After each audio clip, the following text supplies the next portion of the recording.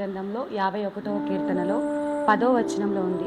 దావీదు భక్తుడు తను పాపం చేసినప్పుడు పశ్చాత్తాపంతో దేవుని సన్నిధిలో చేసిన ప్రార్థన, దేవా నా యందు శుద్ధ హృదయం కలుగచేయము, నా అంతరంగములో స్థిరమైన మనసును నూతనముగా పుట్టించుము.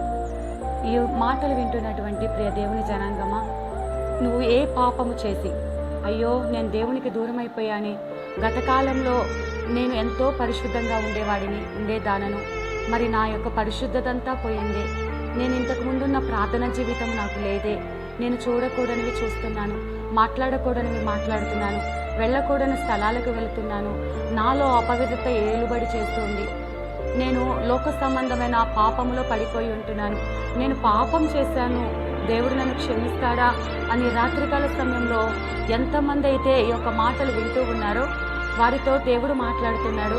నువ్వు కృంగిపోవాల్సిన అవసరం లేదు. దావీదు ఏ విధంగా పశ్చాత్తాపముతో కన్నీటితో ప్రార్థన చేసినప్పుడు దేవుడు ఆలకించి జవాబు ఇచ్చాడో, ఇప్పుడు నీవు కూడా ఒక్క మాట, దేవా నా యందు శుద్ధ హృదయం కలగచేయవా, నా అంతరంగంలో నూతనమైన మనస్సు స్థిరముగా, మాటి మాటికి పడిపోయే స్థితిలో నేను ఉండకూడదు ప్రభువా. దావీదు ఒక్కసారే పడిపోయాడండి. మాటి మాటికి ఒక మాటను దేవునికి ఇస్తున్నావు, ఆ స్థితి ఆ సమస్య దాటిపోగానే మళ్ళీ ఆ యొక్క మాట దేవునికి తప్పుతున్నావు.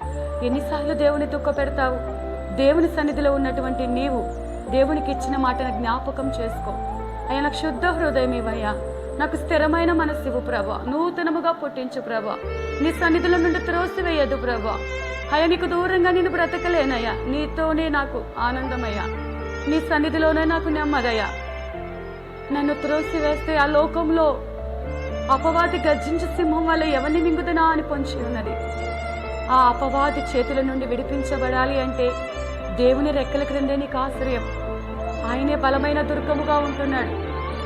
ఆయన బలిష్టమైన రెక్కల క్రింద దీన మనసు కలిగి నువ్వు ఆయన దగ్గరికి వచ్చి, అయ్యా నాకు శుద్ధ హృదయం ఇవ్వయ్యా, నా పాపమును క్షమించయ్యా, నేను ఒప్పుకుంటున్నానయ్యా, నీ ఘోరమైన పాపము చేశాను, నూతనమైన మనసు నాకు ఇవ్వయ్యా, నీ సన్నిధిలో ఉంటానయ్యా అని దేవుని పాదాలు పట్టుకొని నువ్వు ప్రాధేయపడితే తప్పకుండా ఆయన కృపచేతని నిన్ను క్షమించి నీకు నూతనమైన శుద్ధ హృదయాన్ని నా దేవుడు నీకు అనుగ్రహిస్తాడు.